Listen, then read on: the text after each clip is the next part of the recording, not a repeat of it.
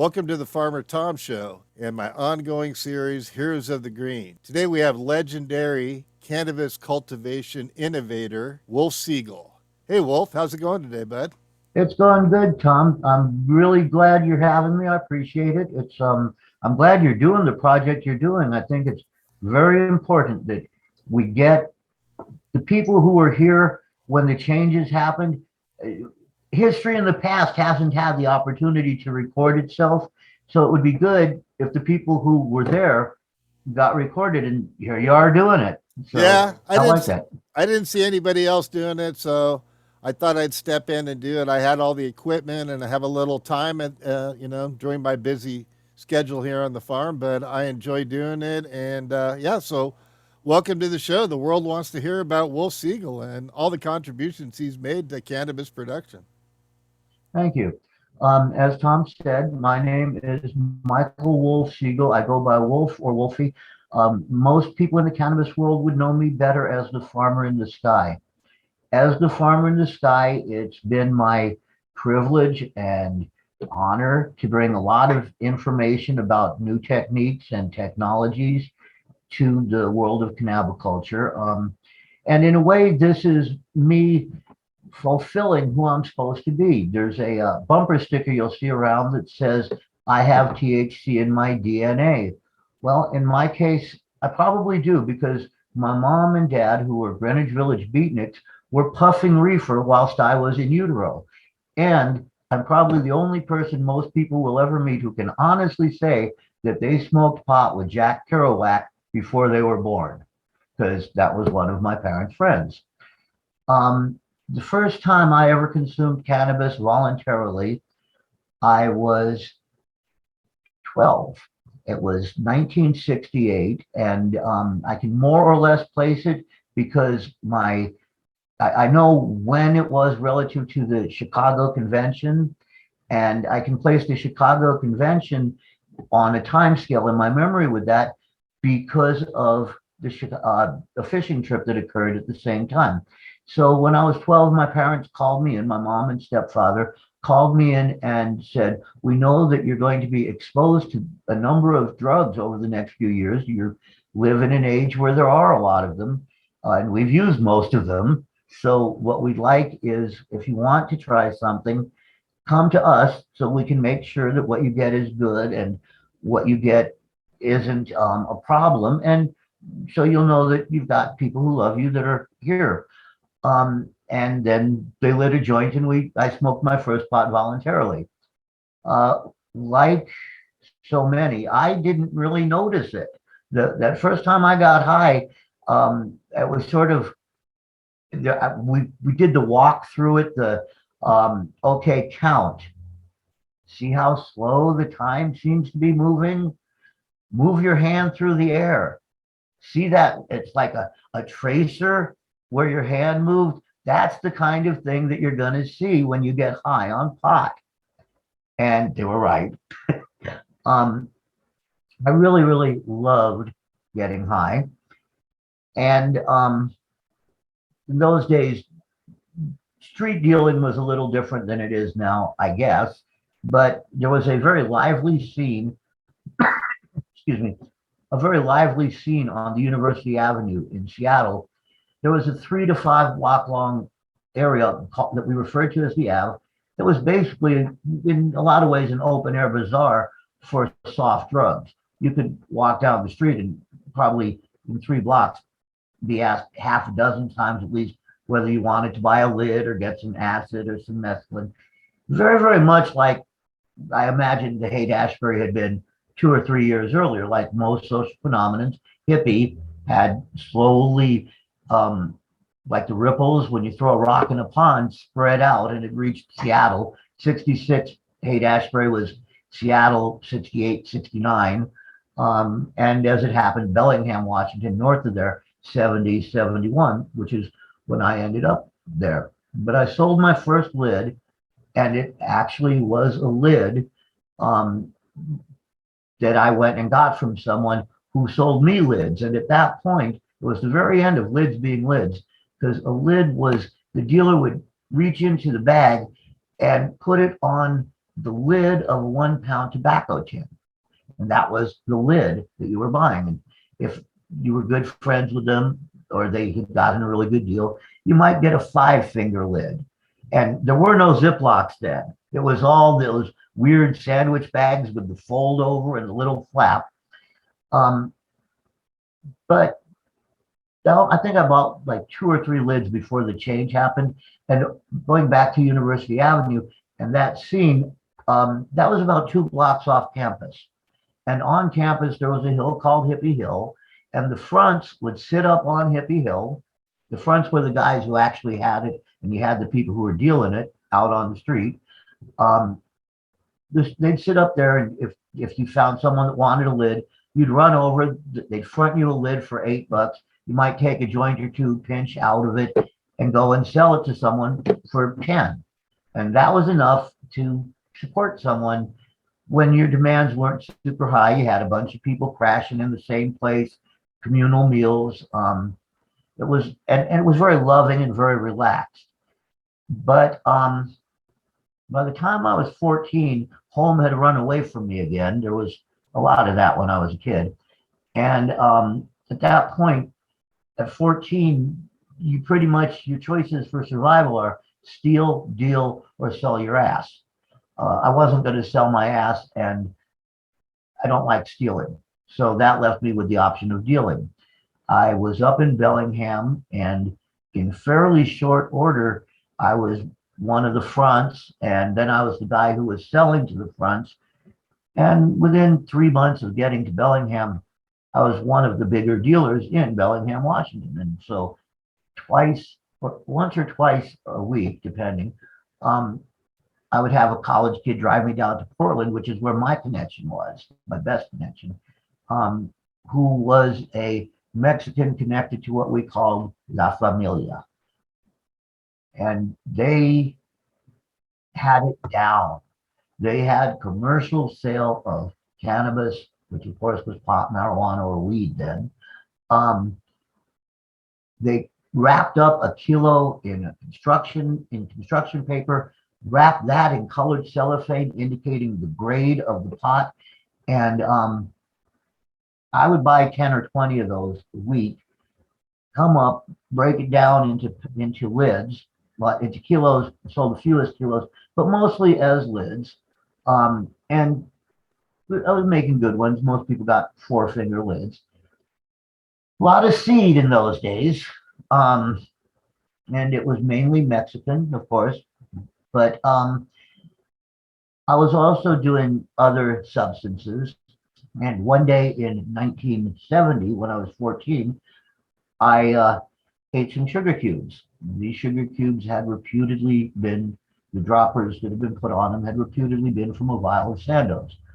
What I know is that afternoon I had read The Cultivator's Handbook of Marijuana by Bill Drake, and one of the things he wrote in it was a description of the quantum leap, and he compared the energy buildup in a quantum leap and the falling back and the light shining out from the falling back and that energy being released and radiating outward as being something that our intellects and our spirits go through as we progress and evolve as human beings. It's not like we slowly build up and then we're there. It's we acquire knowledge and energy and strength, and it builds up and then we're on another level and we do that again. And that's the process of life and the process of how light is released. Well, I came back from the point, like when I'd eat acid in those days, my favorite place to go was down at the point at the south end of Chuckanuck Bay. And I'd sit there on the rocks for hours and melt into the rocks and become one with the waves, and then walk around in the woods a little. And that particular day, I encountered my spirit guide. And as hippie woo-woo as it sounds, my spirit guide was the green goddess, Ganja, who showed me things that I did not understand the meaning of until many, many years later. And I went back to where I was staying and I told the people there some of the things I had seen. The one that particularly stood out was growing indoors under indoor suns. And I talked about this in 1970 to the people who lived at 809 Wilson, which was the place I was living in the south end of Bellingham, down in the Fairhaven neighborhood. Uh, and I was inspired by that. I wanted to go and grow, but this was late in the summer, so I knew that there wouldn't be time for the plants to grow. So I dealt all winter, all fall, winter, and spring, and in late May of 1971, I went down to Greyhound, caught a Greyhound down to Portland because in Oregon you could hitchhike if you didn't stick out your thumb. You could hold up a sign, but you weren't actively, oh, I'm just holding a sign. And most of the time the cops would be cool about it in Oregon. In Washington, you couldn't stick out your thumb on surface streets, never mind the freeway. So I caught a bus down to Portland, stayed at a guy named Strider's house, which if the people here are old timers in Portland, they might remember a guy named Strider who drove around in a Volkswagen bus that was striped like a zebra and who was sort of one of the northern ends of the Brotherhood connection for hats. He always had outstanding hats. And Strider, if you're out there, reach to Farmer Tom. Tom, if someone named Strider reaches to you, pass him along because I'd really like to talk with him and see him again. But I went down hitchhiking down 5, and along the way, it was so clear to me that what I needed to do with this bag of seeds, and this bag was about a pound of seeds. So we're talking about 20 to 30,000 seeds that I'd saved up over the course of 7 months, 8 months, something like that. And every place my gut said plant, I would have the ride drop me off, and I would walk back wherever my gut said, yeah, this is right, and I'd plant. Then I'd walk back down to the road and I'd hang out my thumb and go again. If traffic got too slow going one direction, I would go across the road and hang my thumb out the other way because apparently that was what I needed to do. And I was guided by, the Donovan song, you have to pick up every stitch. So I would follow things like, okay, Santa Cruz. Yeah, that sounds like a really smooth, gifted ride. Weed. Oh, yeah, there's a place I want to plant. Grass Valley. Redding. Yeah, okay. The names would tell me and the places, and then my gut would say here, and I'd plant. And I did that. Well, at first I planted out by Wonder. I planted about a quarter of an acre out by Wonder, Oregon.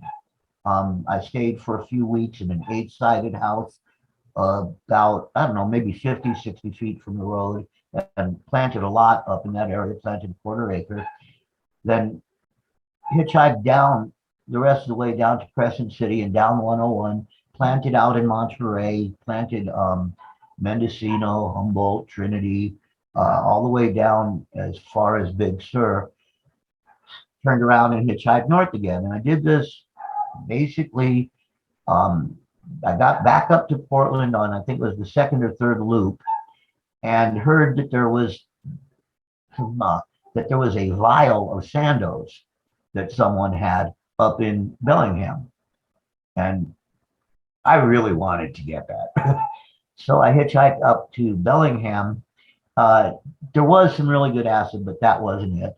And I was dealing lids, and I got my first bust. A guy in a station wagon pulls up alongside of me. The guy steps out, says, "What's in the bag, kid?" I had a bag full of lids. And I said, "None of your business." And as I'm saying, "None of your business," I noticed there's a stripe down the side of his leg. Oh my. And I was arrested. So I was 15 when I caught my first pop bust. My grandma came up from Puerto Rico to give me a place to stay rather than go to juvie. I continued to plant at least one crop a year. In 75, I think, yeah, in 75, 2 years after I graduated from high school, I planted my first crop under lights, and it was under VHO Vital Lights that I got from Steve Murphy, who wrote a book, How to Grow Marijuana Indoor Under Lights. as Murphy Stevens, but Steve Murphy had this shop called the Indoor Sun over at 45th and near the U District, but at 45th, pretty much a block or so from the freeway, maybe 2 blocks toward the university. And that place is a pivot point in the history of indoor cannabis. Steve Murphy wrote that book, and a couple years later wrote a book called How to Grow the Finest Marijuana Indoors Under Lights, which was about growing under HIDs. And that was really when the big indoor explosion happened. At that point, for most of us that smoked pot, outdoor pot got us high. And it was very common to hear people say when they got indoor pot, even nice flowers, well, it looks good and it smells good and it tastes good, but it doesn't get me high. And that just didn't make sense, but that was very, very common to hear. And so I grew outdoors and I grew indoors same time, at least a crop a year. And I want to say 79 or 80, I had to move a crop. I had planted a hangar full out at Preston Airport, southeast. It was a private airfield with houses with hangars, and you could pull right onto the airstrip. And I got in one and filled a hangar with lights and plants. And one day I got a call from Pacific Gas and Electric saying, Mr. Segal, you use an awful lot of electricity. We'd like to send someone out there next week to help you figure out if there's any way you could use less electricity. And of course, that was a major oh fuck. And so after I get done catching my breath and being freaked out for a moment or two, I figure out that what I'm going to do is take a U-Haul truck and wardrobe boxes, the big boxes that they have at U-Haul. And these plants were 6.5 feet, close to 7 feet tall. They were all a week or two into flower. And I put them in wardrobe boxes, put one on the bottom and then flipped over one over the top and tape it so that the plant was completely invisible inside the box, filled I want to say 30 foot, 34 foot, something like that, U-Haul with these plants, and called up a friend and said, hey, I'm bringing some plants over there. You got enough room? So yeah, I can take a few. And drove from a little southeast of Seattle over to extreme northeast Washington, over by in the Davenport, Nispelum, Hunters area, Kettle Falls area, that little quadrant that we dropped down as far as there's an Douglas, I think is the name of the county, or it might be the county, or Davenport maybe, but it's one of those. And I got these plants, boxes of them, and so it takes me a few days to dig holes and get them all out of the boxes and into the ground.